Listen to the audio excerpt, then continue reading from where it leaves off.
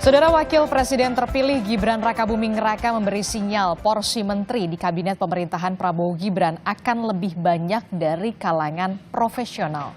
Gibran Rakabuming Raka menyebut jika komposisi kabinet yang akan membantu pemerintahan Prabowo Gibran akan lebih banyak diisi dari kalangan profesional. Hanya saja selanjutnya Gibran mengatakan soal porsi jabatan dan juga nama semua akan disampaikan oleh Presiden terpilih Prabowo Subianto. Ya, banyak profesional. Nanti ya, kalau urusan kabinet nanti. Dan itu keputusannya sekali lagi di Pak Presiden terpilih ya. Termasuk Bapak sudah mengajukan nama-nama terbaiknya, Pak? Sekali lagi nanti keputusannya di Pak Prabowo selaku Pak Presiden terpilih. Lebih banyak yang profesional ya? Ditunggu aja ya. Sementara itu, Wakil Ketua Umum Partai Gerindra Habibur Rahman menanggapi pernyataan Ketua Umum Partai Amanat Nasional Zulkifli Hasan yang menyebut Eko Patrio sebagai calon menteri. Habibur Rahman bilang pernyataan Zulhas soal Eko Patrio calon menteri bisa saja didapat dari Prabowo langsung melalui jalur komunikasi Ketua Umum Partai pendukung. Habibur Rahman mendukung jika sosok Eko Patrio jadi menteri untuk pemerintahan Prabowo Gibran. Yang menyampaikan kan Bang Zul, ya. Bang Zul kan ketum. Tentu ketum punya saluran komunikasi khusus dengan Pak Prabowo, sesama ketum kan. Ya mungkin saya menduga ya mungkin itu kan didapat langsung dari Pak Prabowo. Ya kita sih senang-senang saja kalau Eko kan orang Jakarta Timur juga kan, jadi menteri, punya teman menteri saya jadinya kan. Kita ikut bangga. Eko Patrio ini udah muncul di kalangan internal, Bang Habib sendiri udah. Ya kalau lihat ini, ya kan. Potongannya itu pantas juga sih Eko jadi menteri gitu kan. Kalau lihat kalau baju itu ya potongannya dengan bahannya ya kan, potongannya bagus, bahannya bagus Eko jadi menteri gitu. Jadi menurut saya pantas banget ya Pak Eko jadi menteri. Sebelumnya, Saudara, Ketua Umum Partai Amanat Nasional Zulkifli Hasan menyebut nama Eko Patrio yang sebelumnya digadang-gadang maju di Pilkada Jakarta kini berpeluang jadi calon menteri di pemerintah Presiden terpilih Prabowo Subianto. Ada Bima Arya udah deklarasi sama Desi ya. Kalau Jakarta ada Zita, ada Pasa, ada Eko. Ya tapi Eko kan calon menteri ya. Pak tadi ada di sini tiga-tiganya ngomongin juga nggak nih Pak soal pilkada? Oh ya masing-masing aja. Kira-kira kalau koalisi di Pilgub DKI itu seperti apa sih Pak? Mungkin nanti Mbak Zita atau yang Belum tunggu dulu pelantikan DPRD kan? Tadi Mas Eko itu clue-cluenya mau kemana sih Pak Zulhas? Oh ya nantilah kita lihat ya. Politik kan dinamis. Di sisi lain, Saudara, Presiden Jokowi sempat menyatakan penyusunan kabinet di pemerintahan mendatang merupakan hak prerogatif dari Prabowo Subianto sebagai presiden terpilih. Jokowi merespon soal penyusunan kabinet pemerintahan mendatang. Presiden Jokowi menegaskan penyusunan kabinet 100% hak prerogatif presiden terpilih. Namun Jokowi mengakui saran soal kabinet bisa saja diberikan jika ada permintaan dari presiden terpilih Prabowo Subianto. Menurut Jokowi, pihak lain tidak boleh ikut campur dalam penentuan kabinet jika tidak dimintai saran. Kabinet itu adalah 100% hak prerogatif presiden. Kalau usul-usul boleh, tapi itu hak penuh presiden terpilih. Jadi kalau minta saran dari Bu Mega gitu kalau minta saran kan nggak apa-apa kalau minta saran. Tapi kalau nggak dimintai saran, ikut-ikutan nimbrung lah itu yang nggak boleh. Ya. Emang ada Pak yang nimbul Pak? Saudara, usai terpilih menjadi presiden dan wakil presiden, Prabowo Gibran dihadapkan dengan sejumlah masalah baru, yakni penyusunan kabinet, bahkan Partai Amanat Nasional yang mengusulkan Eko Patrio menjadi menteri juga menuai kontroversi. Belum lagi rencana masuknya sejumlah partai politik lain di luar koalisi. Lalu bagaimana Prabowo mengakomodasi jatah bagi-bagi menteri untuk koalisi parpol? Dan mungkinkah parpol lain di luar koalisi juga mendapat jatah menteri? Kami akan membahasnya dengan sejumlah narasumber, di antaranya sudah hadir ke studio, sudah ada pengamat politik dari Universitas Islam Negeri UIN Syarif Hidayatullah, sudah ada Profesor Gun Gun Herianto. Assalamualaikum Prof Gun Gun. Waalaikumsalam. Sehat ya? Sehat, alhamdulillah. Iya, kemudian juga melalui sambungan Zoom ada juru bicara Prabowo Subianto, ada Bung Dhanil Anzar Simanjuntak, kemudian ada Wasekjen Partai Kebangkitan Bangsa, ada Syaiful Huda Gusuda, dan juga ada Wakil Ketua Umum Partai Amanat Nasional, ada Yandri Susanto. Selamat pagi, Bapak-Bapak. Assalamualaikum. Assalamualaikum. Waalaikumsalam. Ini yang lagi ramai nama Eko Patrio, Mas Eko Patrio, yang kemudian disebut Ketua Umum Partai Amanat Nasional Pak Zulkifli Hasan ini sebagai calon menteri.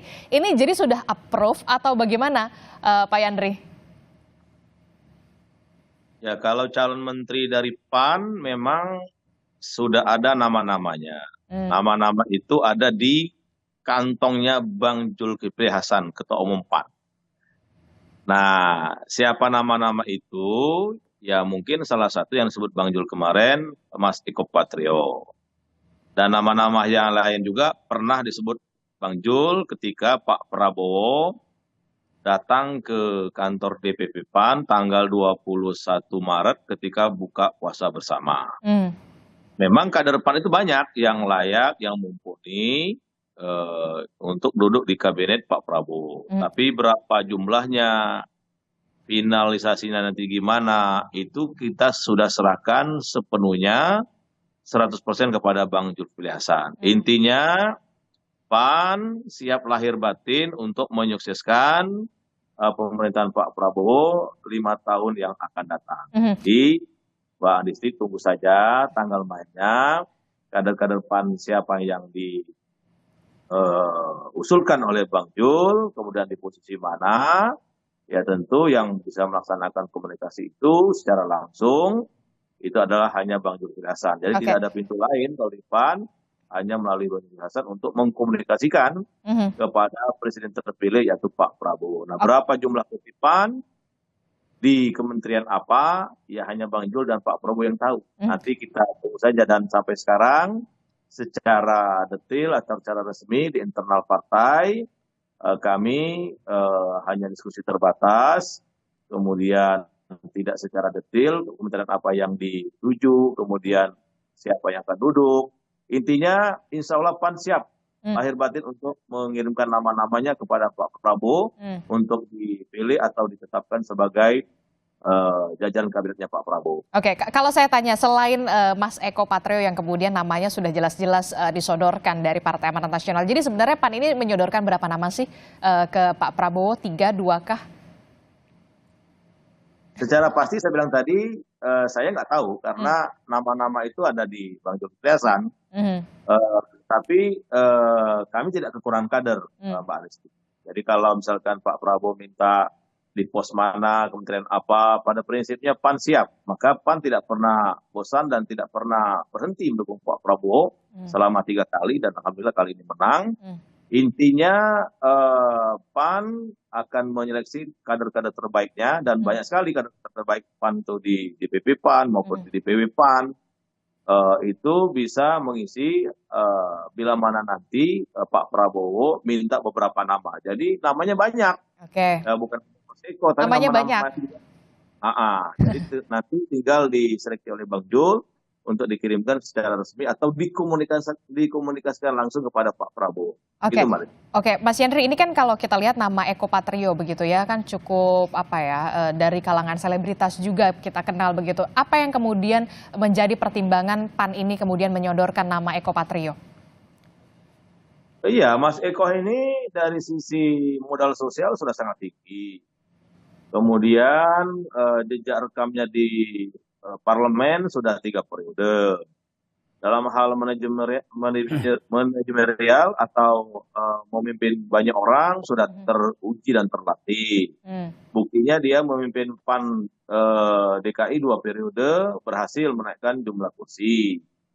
Dan relasinya sangat baik. Jadi dari sisi yang diperlukan seorang menteri untuk duduk di kabinet, ya Mas Eko memang memenuhi syarat dan kriteria, tapi apakah nanti finalnya betul-betul Mas Eko masuk, ya hanya Bang Jul yang tahu sama Pak Prabowo. Tapi ya Mas Eko menurut pandangan kami, itu salah satu kader terbaik kami, Mbak Adisti. Jadi dan kerja-kerja politiknya, kerja-kerja sosialnya, kerja-kerja lobbynya, itu Mas Eko luar biasa. Jadi kalau seorang menteri sebagai pimpinan sebuah kementerian, sebuah lembaga besar, saya kira Mas Eko tidak akan mengalami kesulitan. Dan apa nanti bila diberikan mandat oleh Pak Prabowo, saya kira Mas Eko siap lahir batin. Oke, menurut Anda kalau dari Partai Amanat Nasional ini, Mas Eko Patrio ini akan ditempatkan tepatnya di posisi mana? Menkominfo kah atau menteri yang lain? Nah itu, yang tahu hanya Pak Prabowo, kita hormati sebagai hak prerogatif presiden. Nah kalau di internal Partai Amanat Nasional, kita sudah serahkan hak itu kepada Bang Zul, ya. Tadi siapa yang diusung, siapa yang diusulkan. Tapi kan biasanya ada rekomendasi juga dari partai begitu. Mas Eko cocoknya di posnya di menteri mana? Pasti itu ada, pasti ada nanti. Bang Zul pasti mengusulkan, oh kader ini cocok di kementerian ini, ya kader ini duduk cocok di kementerian ini. Ya tapi kan pada akhirnya yang menentukan kan Pak Prabowo dan PAN ya sami'na wa ta'na, menghormati, menghargai dan memahami bahwa finalisasi itu di tangan Pak Prabowo sebagai hak prerogatif presiden terpilih. Jadi ya bagi PAN meyakini apa yang diusulkan nanti, kemudian dikomunikasikan baik dengan Pak Prabowo, insya Allah komunikasi itu akan lancar, efektif dan efisien. Oke, baik. Ini kalau tadi kita melihat dari Partai Amanat Nasional yang memang sudah berjuang sejak awal gitu, berdarah-darah dari awal begitu. Lalu bagaimana dengan Partai Kebangkitan Bangsa yang kemudian baru merapat begitu, sinyal merapat ini ke pemerintahan Prabowo Gibran ini setelah adanya pengumuman dari KPU. Nah kalau PKB sendiri bagaimana? Betul 2 menteri, Gus Huda? Belum sampai sejauh itu, jadi itu sepenuhnya hak prerogatif Pak Prabowo.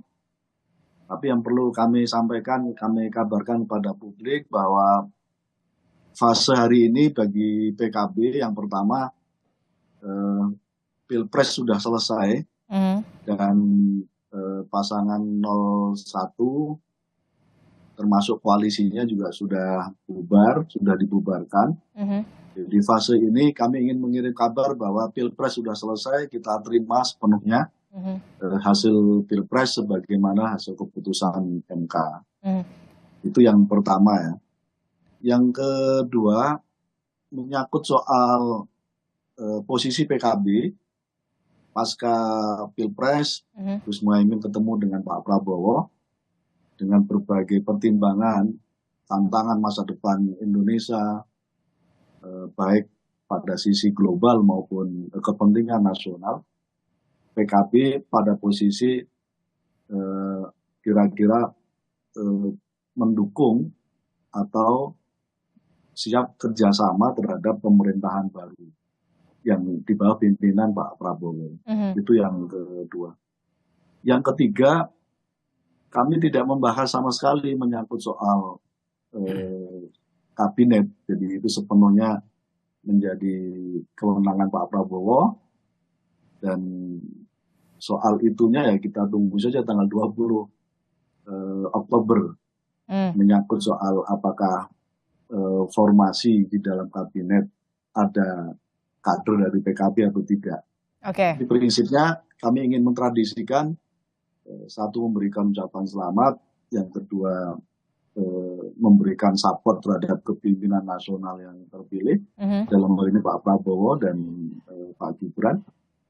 Yang ketiga, bahkan lebih jauh dari itu, kami ingin membuat tradisi baru, agenda perubahan yang sempat diusung oleh pasangan 01, kami sampaikan kepada Pak Prabowo, karena tidak mungkin diperjuangkan oleh pasangan Mas Anies dan Gus Muhaimin karena belum mendapatkan mandat dari rakyat gitu. Dan syukur alhamdulillah. Tapi Gus Huda begini, pada saat pertemuan kemarin dengan Pak Prabowo dan juga Gus Imin begitu kan, kalau Gus Imin mengatakan sudah dalam bahasa Jawa sudah ceto welo-welo gitu, welo-welo gitu kan, udah jelas begitu. Masa nggak ada sih pembicaraan Pak Prabowo menawarkan atau semacam itu begitu? Ada nggak? Nggak ada, kita belum tidak membahas terkait dengan itu. Sekali lagi itu ranahnya Pak Presiden. Tapi pada konteks ini ya, pada konteks diskusi, saya kira hari ini tugas Mas Daniel kan kira-kira menurunkan visi misi dan program yang sudah diserahkan sebagai dokumen resmi pasangan 02 yang diserahkan kepada KPU, diformulasi lalu menjadi portofolio struktur kabinet. Saya kira karena itu kita kasih kesempatan Pak Prabowo, Bang Daniel, Pak Yandri kira-kira untuk memformulasikan itu. Butuh berapa kabinet, apakah masih akan sama atau berkurang atau bahkan bertambah. Ataukah masih ada tersisa juga untuk PKB begitu ya, Gus Huda? Saya kira tidak harus sampai sejauh itu. Nah yang ketiga, isu yang lain saya kira begini.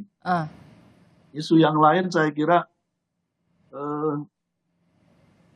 publik dan elit politik saya kira tidak boleh alergi. Misalnya Pak Mas Yandri menyodorkan figur karena sudah berjuang gitu, dan lalu mendapatkan portofolio kementerian. Itu wajar dan memang harus begitu. Karena dalam kacamata PKB, struktur kabinet itu harus representasi partai. Bahwa ada rekrutmen profesional, menurut saya itu bagian dari profesional dari partai juga. Gitu. Oke, baik. Itu saya kira publik tidak boleh alergi menyangkut soal itu, karena salah satu pilar demokrasi kita adalah partai politik, dan partai politik punya hak untuk menjadi bagian dari mengurus negara dan pemerintahan ini melalui kabinet. Kita kasih ruang itu. Kita lihat bagaimana kemudian nantinya Pak Prabowo menyusun bagaimana proporsi menterinya untuk pemerintahan 5 tahun mendatang. Tapi kemudian begini Bung Daniel, ada yang Mas Gibran mengatakan pada saat itu, mengatakan lebih banyak posisinya adalah akan ditempati oleh kalangan profesional. Nah, ini bagaimana nanti Pak Prabowo mengakomodir ini? Kan kita tahu koalisi partai politiknya Pak Prabowo dan juga Mas Gibran ini koalisi besar begitu.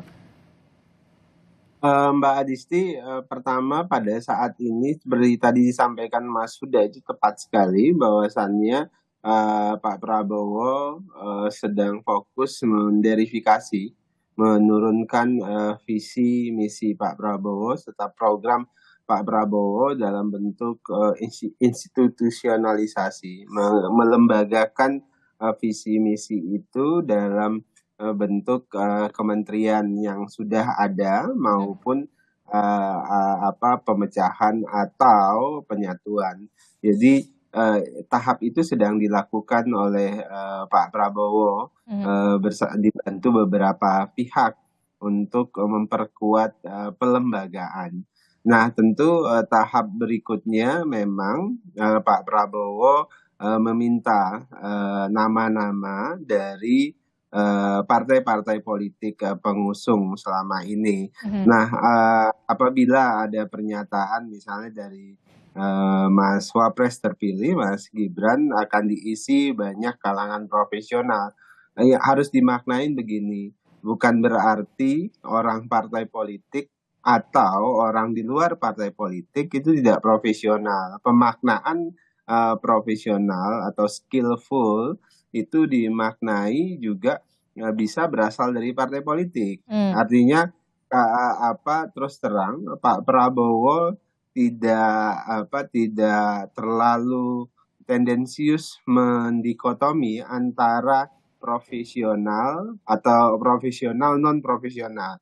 Yang ingin direkrut dan membantu Pak Prabowo itu dalam bahasa Pak Prabowo seringkali menggunakan kalimat putra putri terbaik Indonesia. Dalam makna mereka tentu harus profesional di bidangnya, baik dari partai politik maupun di luar partai politik. Nah, oleh sebab itulah ada beberapa syarat utama. Saya sebut 2 syarat utama yang paling atas. Pertama itu adalah integritas, kemudian kedua itu kompetensi.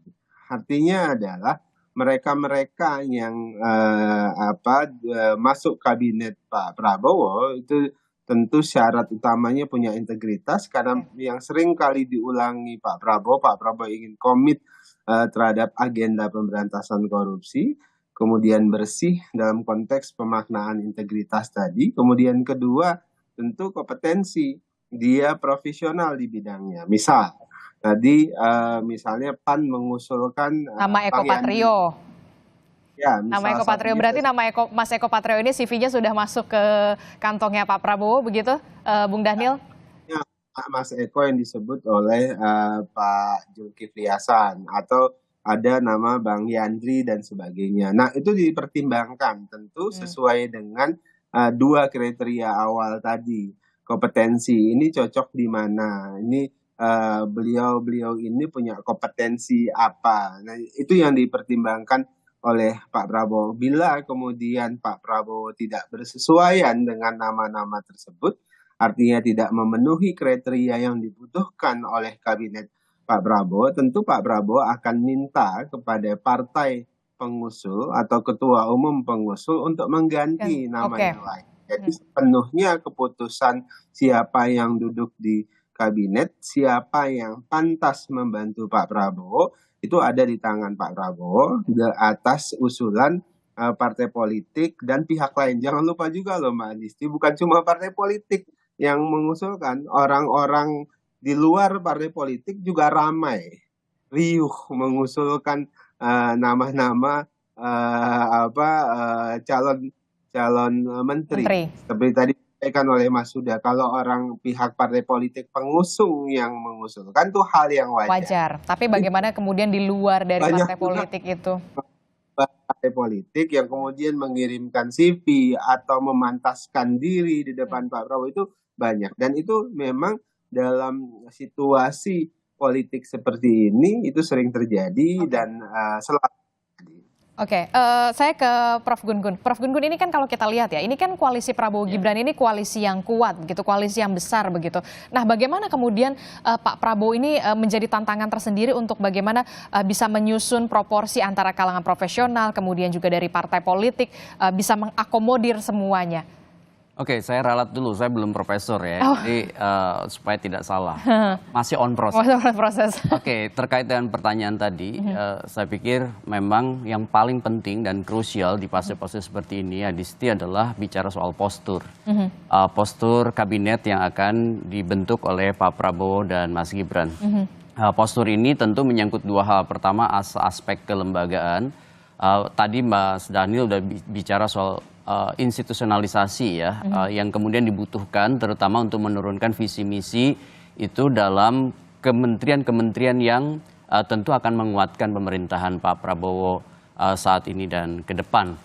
Misalnya bicara soal berapa jumlah kementerian, berdasarkan Undang-Undang 39 kan tahun 2008 itu maksimum 34.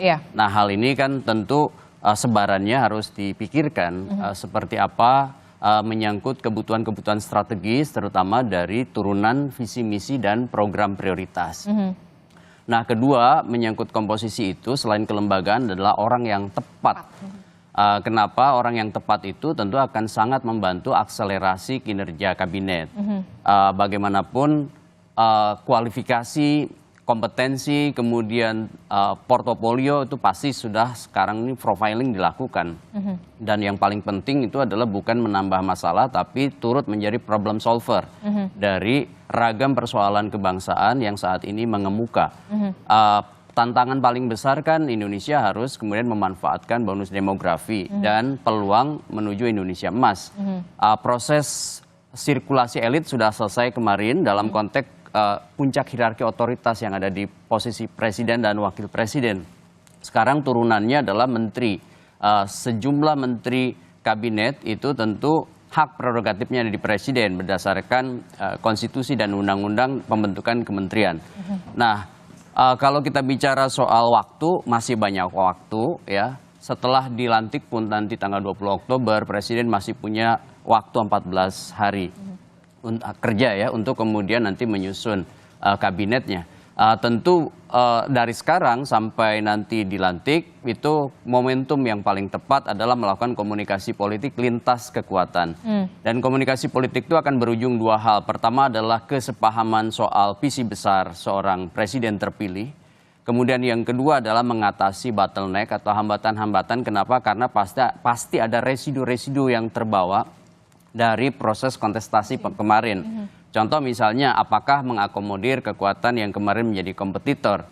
Rasa-rasanya memang presiden terpilih butuh ya, karena dengan kemarin misalnya hanya sekedar mengantongi, kalau kita bicara soal peta kekuatan 2024-2029, kita masih di bawah 50% kan, 43, sekian. Sehingga kemudian dukungan dari mitra baru, sebut aja misalnya PKB-kah, Nasdem-kah, itu tentu akan menguatkan modal dasar pemerintahan terbentuk.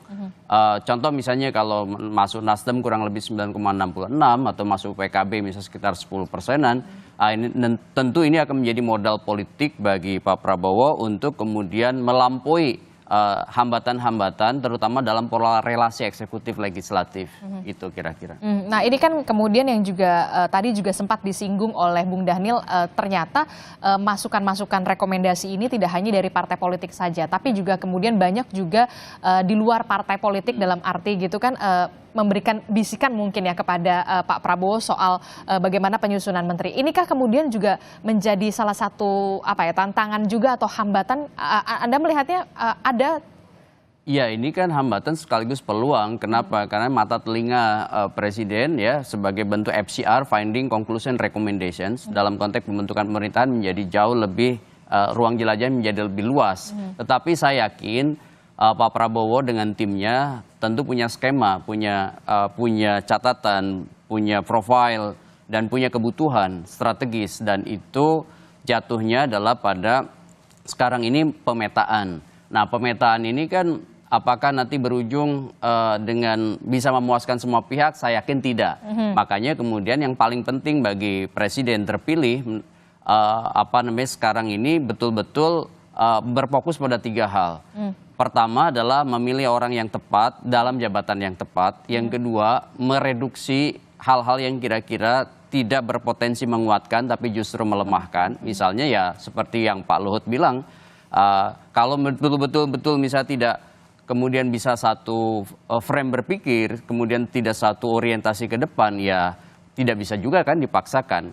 Hanya atas nama misalnya akomodasi politik, tetapi yang kemudian yang terjadi adalah kerancuan-kerancuan bahkan mungkin kontraproduktif ya bagi proses melajunya kabinet yang dipimpin oleh Pak Prabowo.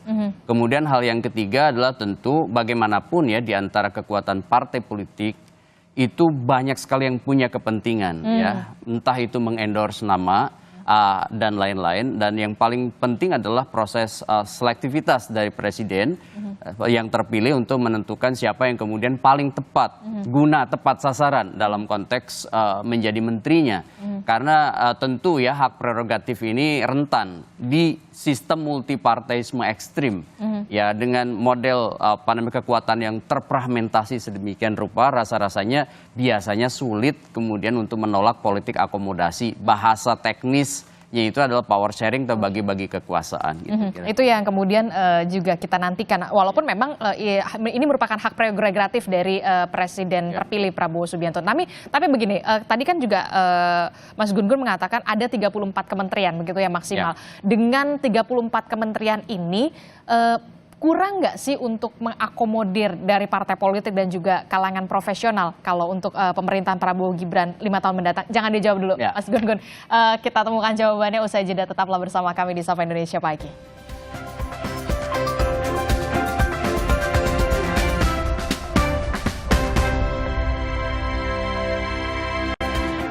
Terima kasih Anda masih bersama kami di Sapa Indonesia Pagi. Saudara masih membahas soal bagaimana mengotak-atik posisi jabatan menteri di pemerintahan Presiden terpilih Prabowo Subianto dan juga Wakil Presiden terpilih Gibran Rakabuming Raka untuk 5 tahun ke depan. Nah, melanjutkan pertanyaan saya, Mas Gun-Gun, apakah cukup kemudian 34 kementerian ini bisa mengakomodir dari partai politik termasuk juga dari kalangan profesional pastinya? Ataukah nanti akan ada dibentuk badan-badan baru setingkat kementerian? Iya, kalau bicara soal cukup atau tidak cukup itu relatif ya, karena biasanya bicara akomodasi politik itu tidak akan pernah merasa cukup. Tetapi kan ini bicara soal undang-undang bahwa maksimum kementerian itu 34, kan begitu. Kalau misalnya membentuk hal-hal lain seperti badan atau lembaga, ya itu terserah lain soal presiden. Yang jelas kita bicara soal bukan hanya aspek kuantitatif ya. Kalau kementerian misalnya postur 34 itu mau dibagi, misalnya institusional brandingnya diubah, kementerian apa menjadi kementerian apa, itu tentu hak seorang presiden begitu ya. Meskipun ada beberapa kementerian yang wajib ada, kan begitu. Nah, masalahnya adalah yang paling penting adalah fungsionalisasi dari kementerian dan orang yang memimpin kementerian tersebut. Itu yang paling penting sebenarnya. Kenapa? Karena kan presiden ini diberi mandat kuasa rakyat yang kemudian implementasinya adalah bagaimana menghadirkan kepastian akan perbaikan bangsa ini. Dan itu adalah agenda paling besar yang harus ditunjukkan oleh presiden terpilih, apalagi impresi awal. Impresi awal kepercayaan publik adalah pada siapa yang kemudian mengisi pos-pos kementerian. Ini kan bicara soal public trust yang penting menjadi modal sosial bagi presiden terpilih untuk memastikan arah dan orientasi ke depannya itu memang mendapatkan dukungan publik. Salah satu indikatornya adalah seberapa meyakinkan line up komposisi kabinet yang dibentuknya. Kalau dari awal kemudian misalnya isi orang-orang yang memimpin kementerian itu meragukan, contoh misalnya meragukan pasar, industri, meragukan kelompok-kelompok terdampak dari kementerian seperti siapa menteri pendidikannya, siapa menteri agamanya, siapa misalnya menteri luar negerinya, menteri keuangannya. Kalau kemudian sosok yang dihadirkan itu tidak tepat memantik yang disebut dengan kepercayaan publik, bukankah itu juga menjadi bumerang bagi presiden terpilih? Jadi harus orang yang tepat di posisi yang tepat pula, begitu. Nah, kalau misalkan dari kacamata Mas Gun Gun sendiri, apakah kemudian Pak Prabowo ini juga tetap akan menempatkan dari kalangan profesional? Misalkan kita tahu Menteri Keuangan, kemudian ada Menteri Luar Negeri, Menteri Pendidikan, itu kan memang dari kalangan-kalangan profesional. Apakah ini juga tetap akan dilanjutkan di era pemerintahan Prabowo Gibran? Ya, menurut saya yang paling penting mindset soal kabinet itu ya, kita bicara kan profesional dalam arti misalnya profesional non partai dan profesional politisi, kan begitu. Nah, kalau misalnya teman-teman politisi ya diakomodasi dalam konteks pembentukan kabinet pasti kan. Nah, sekarang pertanyaannya adalah profesional seperti apa yang non partai yang kemudian masuk ke dalam line up kabinet. Ya, menurut saya memang beberapa kementerian seperti Kementerian Keuangan ya, kemudian juga Kementerian Luar Negeri itu seperti sekarang kan diisi oleh kelompok profesional non partai politik, meskipun bisa saja di belakangnya ada proksi partai politik. Yang jelas bagi saya memang diberilah kesempatan beberapa pos kementerian dan turunan di bawahnya, karena turunan di bawahnya juga banyak. Itu harus diperkuat dengan orang-orang yang memang punya posisi ya independensi lebih kuat dibanding misalnya mereka yang berasal dari partai politik. Tetapi kebutuhan kabinet itu pasti keberimbangan antara kekuatan partai politik dan kelompok non partai yang kemudian bisa bekerja optimal membantu presiden. Kenapa? Karena presiden di puncak hierarki otoritas itu harus dikuatkan pilarnya di dua sisi. Satu, sisi partai politik.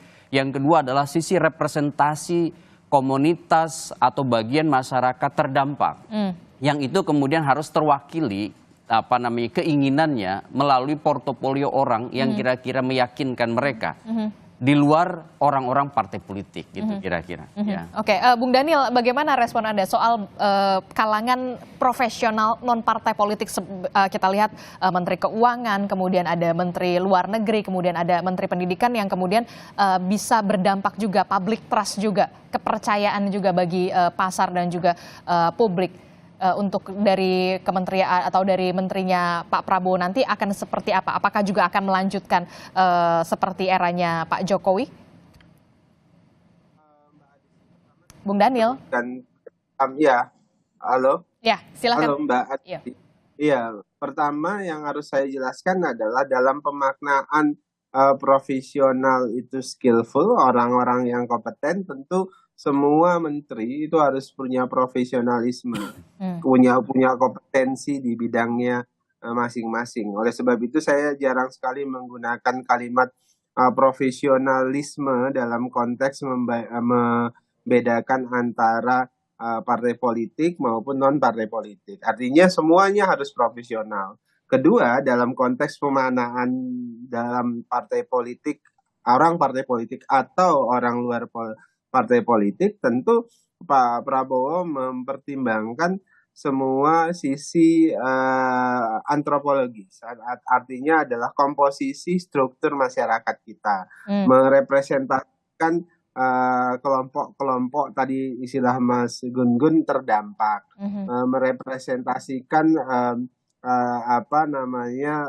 kelompok-kelompok tertentu dan sebagainya. Nah itu jadi bagian yang juga menjadi pertimbangan Pak Prabowo. Nah untuk pos-pos menteri yang memang itu membutuhkan sedikit sekali political interest, misalnya penegak hukum, misalnya Jaksa Agung dan beberapa pos menteri yang terkait langsung dengan hukum, tentu akan ditempatkan orang-orang yang selama ini memang profesional dalam tanda kutip di bidangnya tersebut. Misalnya tadi saya sebut Jaksa Agung, dan itu memang sudah sejak awal menjadi komitmennya Pak Prabowo. Nah, jadi yang jelas komposisi, kemudian struktur di masyarakat itu jadi perhatian Pak Prabowo, termasuk antropologi sosial dan budaya kita.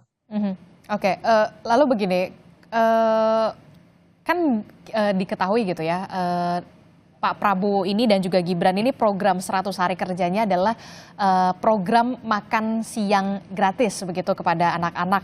Nah ini yang memang juga sudah disiapkan di salah satu kementerian sosial, Kementerian Pendidikan, ataukah memang nanti memang ada badan lagi yang kemudian mengurusi soal ini?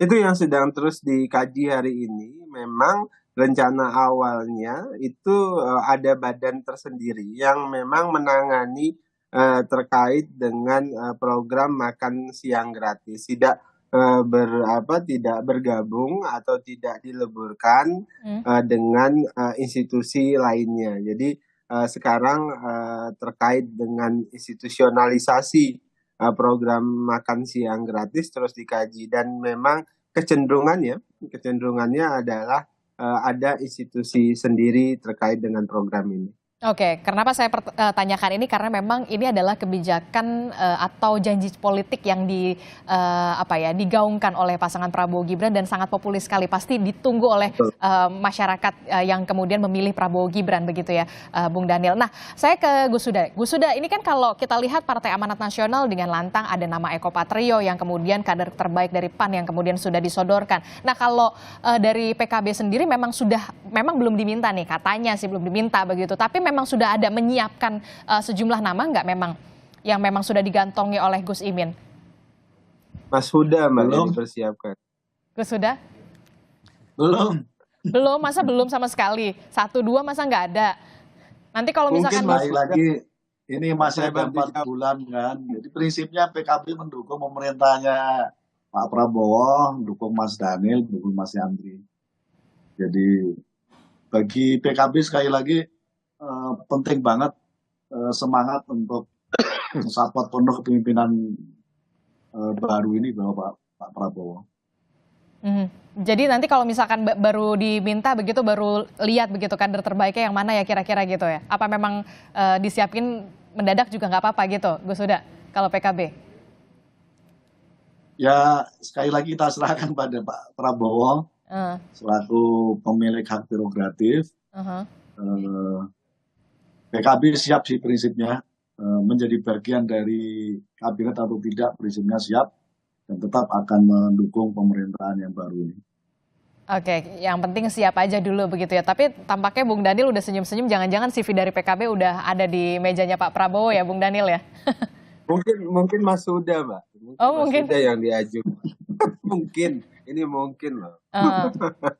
Oke. Mungkin dari PKB Mas Huda, dari PAN mungkin masih Andri, gitu kan bisa aja, Mbak. Oke, kemungkinan itu masih terbuka lebar begitu kan? Namanya juga. Bisa aja Mas Huda yang diajukan jadi Menteri Pendidikan misalnya. Bisa juga Bang Yandri diajukan Menteri Agama misalnya, bisa juga. Oke, baik. Tebak buat manggis ini, Mbak.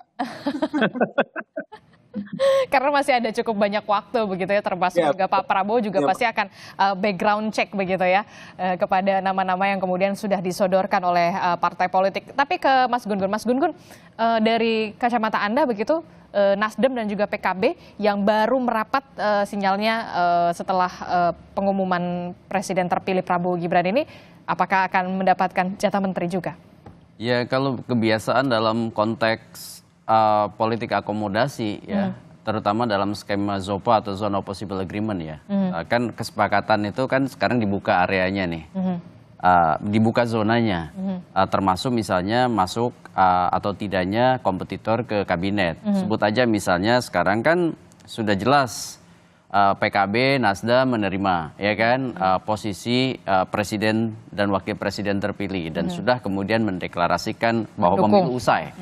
Nah sekarang kalau misalnya menjadi bagian dari pemerintahan kan kelaziman dalam salah satu ya yang disebut dengan struktur peluang itu adalah masuk dalam pemerintahan. Dan itu representasinya keberadaan orang PKB atau orang Nasdem di kabinet. Soal berapa jumlahnya itu akan sangat bergantung kepada negosiasi para pihak. Kenapa? Karena ya banyak pertimbangannya ya. Saya meyakini bahwa proses negosiasi itu sudah berlangsung.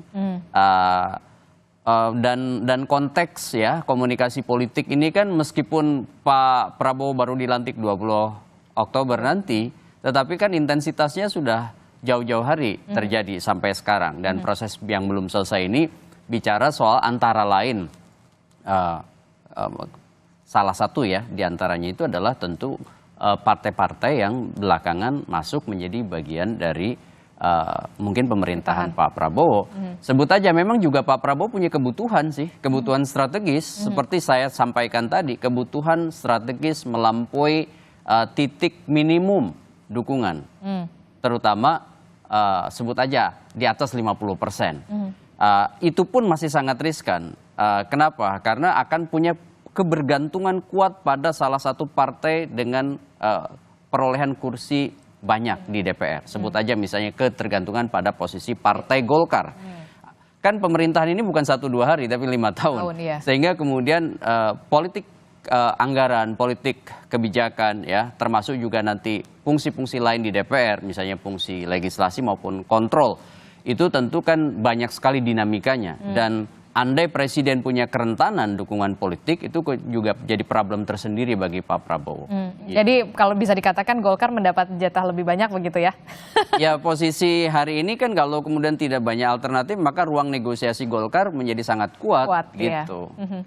Maka kemudian biasanya ada yang disebut dengan game ya dalam pembentukan pemerintahan itu memperluas ruang jelajah komunikasi politik. Salah satunya adalah memasukkan mitra baru untuk kemudian presiden terpilih memungkinkan melakukan manuver yang jauh lebih punya ruang dibanding kemudian ruang itu hanya bergantung kepada 1 atau 2 kekuatan dominan. Oke, gitu.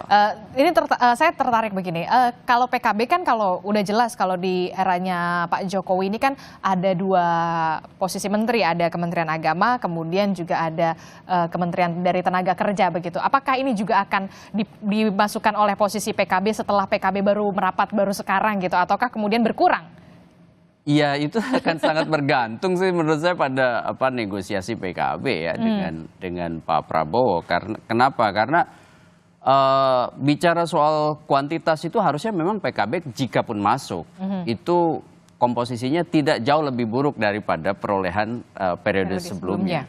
Kenapa? Sekarang posisi PKB itu bagus sekali. Iya betul. 10%, artinya kan memang jika pun masuk kan harus mendapatkan proporsi ya, yang kemudian tidak lebih buruk dibanding periode lalu. Kira-kira gitu. Kalau sebagai negosiator, Mas Huda pasti yakin lah punya skema-skema itu. Tetapi lagi-lagi ini bukan bicara soal menang-menangan, ya kan? Ini bicara soal ketepatan, tepat guna, tepat sasaran dalam menempatkan orang. Dan PKB itu surplus juga orang-orang yang kompeten. Ya, menurut saya posisi itu harus juga menjadi bagian pertimbangan presiden untuk mengajak siapa yang kemudian diantara kader-kader PKB yang mumpuni dan tentu punya goodwill, political will, punya niat baik dan niat politik untuk kemudian memastikan arah pos-pos kementerian yang akan diisi, entah itu Kementerian Tenaga Kerja ataupun kementerian-kementerian lain yang memang bisa berkhidmat lebih banyak untuk kepentingan bangsa ini. Jadi Anda melihat masih ada peluang, masih menempati 2 posisi menteri, masih bisa lah ya.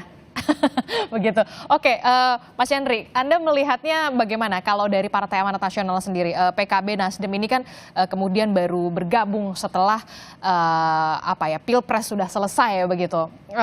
Legowo saja kalau dari Partai Amanat Nasional. Ya, bagi Partai Amanat Nasional nggak ada masalah dan kami tidak sedikit pun khawatir. Justru kami mengapresiasi apa yang dilakukan oleh Pak Prabowo pasca kontestasi, apalagi setelah Mahkamah Konstitusi menyatakan memenangkan Pak Prabowo melakukan safari politik atau silaturahmi ke berbagai pihak termasuk ke PKB dan Nasdem. Bagi kami PAN menyambut baik. Itu sesuatu yang luar biasa karena memang narasi yang dibangun oleh Pak Prabowo selama ini narasi kebersamaan, narasi persatuan. Berarti nggak khawatir ya jatah menteri untuk PAN ini akan berkurang? Enggak. Saya yakin apa yang dilakukan oleh Pak Prabowo itu demi merah putih. PAN juga begitu. Jadi kami senang-senang saja dan tidak ada masalah di internal kami. Justru sekali lagi kami mengapresiasi karena memang bangsa ini banyak persoalan yang harus kita selesaikan secara bersama-sama di tengah banyak persoalan dalam negeri, apalagi situasi global yang semakin tidak menentu, maka perlulah kebersamaan itu menjadi kebutuhan kita semua. Yang dilakukan Pak Prabowo saya yakin ya itu tadi, untuk memastikan bahwa 5 tahun ke depan itu Indonesia benar-benar landasan yang kuat untuk menuju Indonesia emas. Nah, landasan yang kuat itulah kebersamaan. Jangan sampai kita politik pecah belah. Kontestasi sudah selesai. Sekarang mari kita bersatu kembali untuk memastikan bahwa pembangunan itu on the track, kemudian pelayanan kepada masyarakat itu betul-betul maksimal, dan visi misi Pak Prabowo bersama Koalisi Indonesia Maju bisa direalisasikan dan bisa diterjemahkan melalui para menterinya nanti. Gitu, Mbak. Terakhir Mas Gun-Gun, yang juga menarik adalah ketika partai yang tidak lolos parlemen, tapi kemudian kita melihat ketua umumnya, yakni ketua umum PSI begitu, Mas Kaisang, kita tahu kan adik dari Gibran Rakabuming Raka. Anda melihat ada peluangkah walaupun memang tidak lolos parlemen tapi bisa masuk ke kabinet? Kalau soal peluang itu selalu ada peluang, tapi kalau bicara kepentingan yang jauh lebih besar, dan sekarang ini kan kritik paling besar pada Pak Prabowo dan Mas Gibran adalah soal juga nepotisme. Makanya kemudian menurut saya ada baiknya untuk menghindari reinforcement namanya, peneguhan terhadap kritik itu, untuk kemudian menghindari tambahan masalah. Karena kalau kemudian posisi misalnya Mas Kaisang juga menjadi bagian dari kabinet, ya itu akan semakin memperteguh gitu. Memperjelas. Sementara arus sekarang jangan dinafikan juga, sebagian di antara masyarakat masih melakukan kritik keras soal bagaimana kemudian kemarin posisi Pak Jokowi ya dalam landscape pemilu 2024, dan itu tentu tidak menguntungkan bagi Prabowo ketika misalnya Mas Kaisang juga menjadi bagian dari pemerintahan. Ini asumsi saya ya, yang belum tentu kemudian Pak Prabowo mempertimbangkannya. Jadi ini sebagai masukan tentu ya. Kalau misalnya kita bicara soal profil kabinet, alangkah baiknya kalau kemudian justru menteri-menteri yang diposisikan dalam kabinet Pak Prabowo itu menghindari tambahan masalah gitu kira-kira. Terutama misalnya menguatkan kritik publik soal bagaimana keberadaan Pak Jokowi dengan political interest-nya di postur kabinet mendatang. Bagaimana respon Anda, Bung Daniel, soal ini? Ya, tentu semua hal-hal yang menjadi beban bagi kabinet dan kerja Pak Prabowo nanti itu diperhatikan dengan seksama dan itu selalu menjadi diskursus Pak Prabowo dan masukan-masukan yang diberikan banyak pihak itu selalu didengar Pak Prabowo, termasuk kemarin misalnya yang disampaikan oleh Pak Luhut. Jangan sampai ada toksik dan sebagainya. Pak Prabowo pasti sudah siapkan detoksnya untuk semua hal-hal seperti itu. Jadi insya Allah Pak Prabowo akan pikirkan dengan matang, mendengarkan semua masukan dan kritik dari para pihak. Oke, kita nanti akan tunggu dari keputusan Presiden terpilih pastinya Prabowo Subianto soal bagaimana siapa yang menempati posisi menteri yang pastinya harus tepat namanya juga, tepat jabatannya juga begitu ya, agar bisa mengemban tugas amanah dari rakyat 5 tahun ke depan. Terima kasih Bung Dhanil telah bergabung bersama kami, Mas Yandri terima kasih, Gus Huda terima kasih, Mas Gun Gus terima kasih sudah hadir di studio. Terima kasih. Selamat pagi semuanya, Assalamualaikum, sehat-sehat Bapak-Bapak. Waalaikumsalam.